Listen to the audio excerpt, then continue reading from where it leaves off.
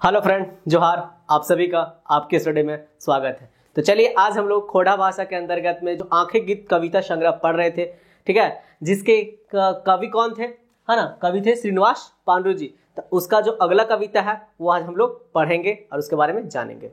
आंखें गीत जो खोटा कविता संग्रह है, इसका प्रकाशन जो हुआ था, मतलब बोल सकते हैं कि इस जो छपा हुआ था, है ना, तो इसका रचना बछर जो था 1964 था, ये याद रखने हैं। और इसके अंतर्गत कुल 72 कविताएं हैं, ठीक है, जिसमें से आज हम लोग जो पढ़ने जा रहे हैं वो छठा नंबर की कविता है, जिसका नाम है रूपेक आगी जरल प्राण, यानी कि रूप के आगे, सुंदरता के आगे, ठीक है, सुंदरता की आंच में, ठीक है, उसकी मनमोहक हमारा जो प्राण क्या है, निछावर है। इसके बारे में इस तरह से है। यह जो कविता है एक सिंगारी भावक कविता है, सिंगारी भावक कविता है, जिसमें से, है ना, स्त्री के सौंदर्य के बारे में इसमें बताया गया है, उसके सुंदरता के बारे में बताया गया, यानी प्रेमिका के जो है उसकी सुंदरता के बारे में बताया गया है। यह एक सिंगारी भावक कविता है जिसमें प्रेमिका यानी नायिका के सुंदरता को, ठीक है, उसकी रूपवत्ता को, यानी उसके रूप को देख करके, ठीक है, और जो नायक होता है, नायक यानी जो प्रेमी, ठीक है, वो प्रेम तृष्णा के सागर में डूब जाता है। उसका जो दिल है यानी हृदय है ना, जो प्रेम तृष्णा का भाव है वो ना उफान मारने लगता है, और उस प्रेम तृष्णा की भाव में उसका मन जो है क्या झुलस जाता है कि यदि वह अच्छा से उस प्रेम तृष्णा के सागर में, ठीक है, नाव जो है, नाव चलाने के लिए सीख गया, नाव चलाने के लिए सक जाएगा, तो वो आगे जो अमृत का जो होता है, सुधा का पान कर पाएगा, अमृत का पान कर पाएगा।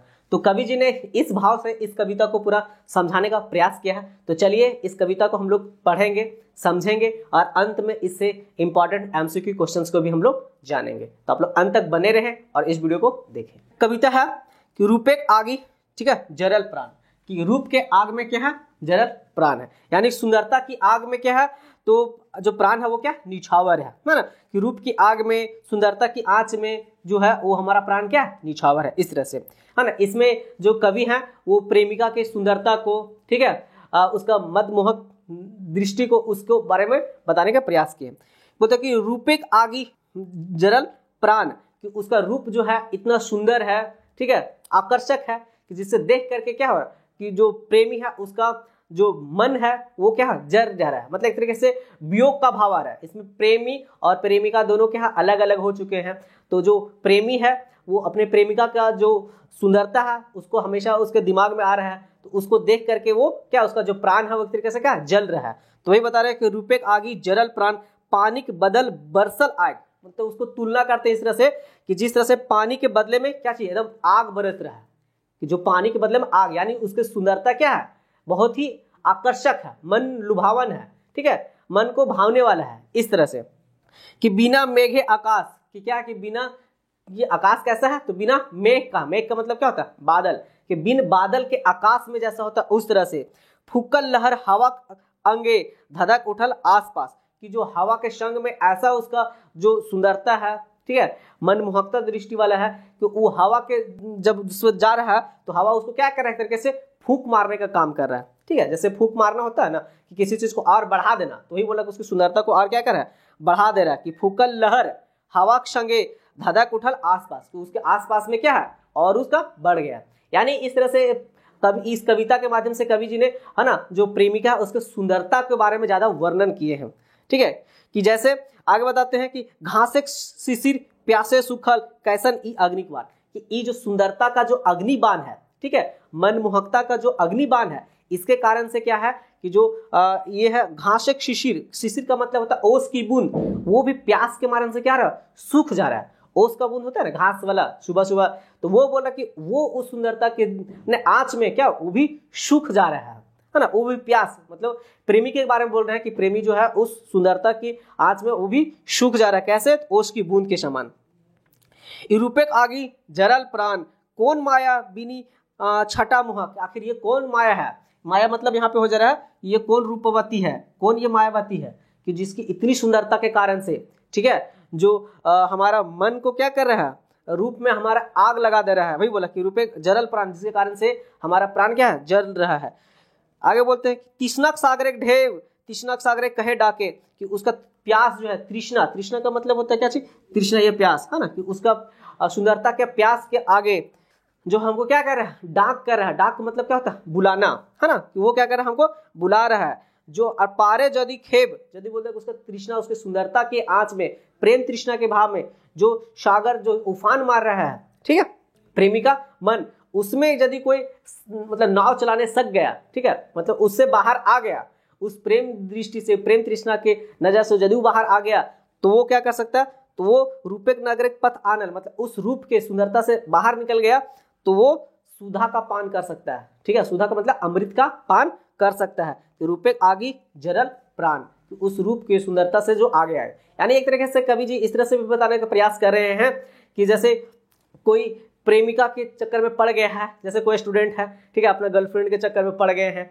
तो वो उससे बाहर निकल दो, ठीक है, सब कुछ वही नहीं होता है, उससे आप बाहर निकल के आगे, तो आगे आपको बहुत कुछ मिलेगा। वही बोला कि तभी सुधा पान कर पाओगे, नहीं तो प्रेम तृष्णा के चक्कर में यदि पड़ गए तो क्या होगा, आप आगे नहीं बढ़ सकते हो, सक्सेस नहीं कर सकते हो, अपना लक्ष्य भटक जा सकते हो। तो एक तरीके से इस भाव से भी समझाने का प्रयास किया है कवि जी ने। अब आगे चलिए, इससे कुछ इंपॉर्टेंट एमसीक्यू क्वेश्चंस को भी हम लोग जान लेते हैं, पढ़ लेते हैं। तो पहला क्वेश्चन है इसे कि रूपेक आगी जरल प्राण कैसन भाव एक कविता है, ठीक है। तो ये जो है कविता एक वियोग भाव है, इसमें वियोग बताया गया है कि प्रेमी जब है वो प्रेमिका से अलग होता है, तो उसका जो सुंदरता जो होता है, ठीक है, उसका रूपवती जो होती है, ठीक है, उसका विचार उसके हमेशा क्या होता है, मन में रह जाता है, दिल में रह जाता है, ठीक है।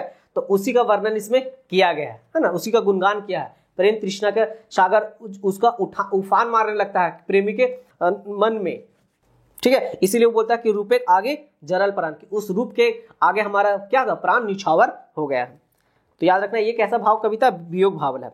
और इसमें श्रृंगारिक भाव मतलब वो उसमें स्त्री का सौंदर्य के बारे में वर्णन किया गया, उसका सुंदरता के बारे में वर्णन किया गया। तो याद रखना रूपेक आगे जरल प्राण कविता कौन किताबें छपल है, आखिर ये जो कविता है कौन किताब संग्रह में सम्मिलित है। तो याद रखना है इसको, आंखिक गीत खोटा कविता संग्रह है, जिसका रचना बछर जो है वो 1964 के आसपास में है। तो याद रखना 1964। तो भी बोलता है कि बिना मेघ से आकाश में की बरसता है, तो यहाँ याद रखना कि प्रेम भाव, ठीक है, मिलने की आस होता है, कि जैसे प्रेमी है वो अपना प्रेमिका से क्या मिलने के आस में रहता है, लगता है कि वो अब जाकर के मिलेगा। तो याद रखना संयोग भाव, मिलन भाव के बारे में बताया गया, इसको ये सभी याद रखने हैं। अगला क्वेश्चन है रूपेक आगे जरल प्राण कविता के रचवैया के है, इसके रचवैया, आखिर ये जो कविता है इसके रचवैया कौन है, कवि कौन है, तो कौन है, श्रीनिवास पांडुरंग जी। श्रीनिवास पांडुरंग जी के बारे में हम लोग जान चुके हैं, ठीक है, कि इनका जन्म कब होता है, 25 दिसंबर 1920 को बरवाडा, ठीक है। इनके पिताजी का नाम होता है शालिग्राम पांडुरंग, माता जी का दुखनी देवी और पत्नी का नाम होता है मूर्ति देवी। इनके एक बेटे थे अर्जुन पांडुरंग, जो इस किताब में जो आंखें गीत है उसमें आपन बात लिखे। तो ये भी याद रखने हैं आपको। इनको खोटा का भीष्म पितामह भी कहा जाता है जी, खोटा का टैगोर भी कहा जाता है जी, खोटा का वाल्मीकि भी कहा जाता है। तो सारे चीज आपको याद रखने हैं श्रीनिवास पांडुरंग जी के बारे में, ठीक है। इनको श्रीनिवास पांडुरंग जी को आदि कवि के नाम से भी जाना जाता है, क्योंकि ये सबसे पुराने खोटा के कवि थे। रूपेक आगे जरल प्राण में कौन रूपेक पावल जा, ठीक है, यानी कौन रूपेक, ये किस प्रकार की कविता है, एक छायावादी कविता है। छायावादी में हमने बताया था कि छायावादी कविता जो होता है उसमें कवि जो है एक चीज पर बात नहीं करते हैं, उसमें अलग अलग चीजों पे बात करते हैं, ठीक है। जैसे कभी है कि प्रकृति का वर्णन कर रहे हैं, तो कभी स्त्री का वर्णन कर रहे हैं, कभी श्रृंगारिक भाव का, मतलब कुछ भी अलग अलग भाव को जोड़ करके एक बात साथ बताने का प्रयास कर रहे हैं, तो उस प्रकार की कविता को हम लोग कहते हैं छायावादी कवि। तो जो श्रीनिवास पांडुरंग जो थे एक छायावादी कवि भी थे, तो ये भी याद रख लें। तो ये था कुछ इंपॉर्टेंट एमसीक्यू क्वेश्चंस ही।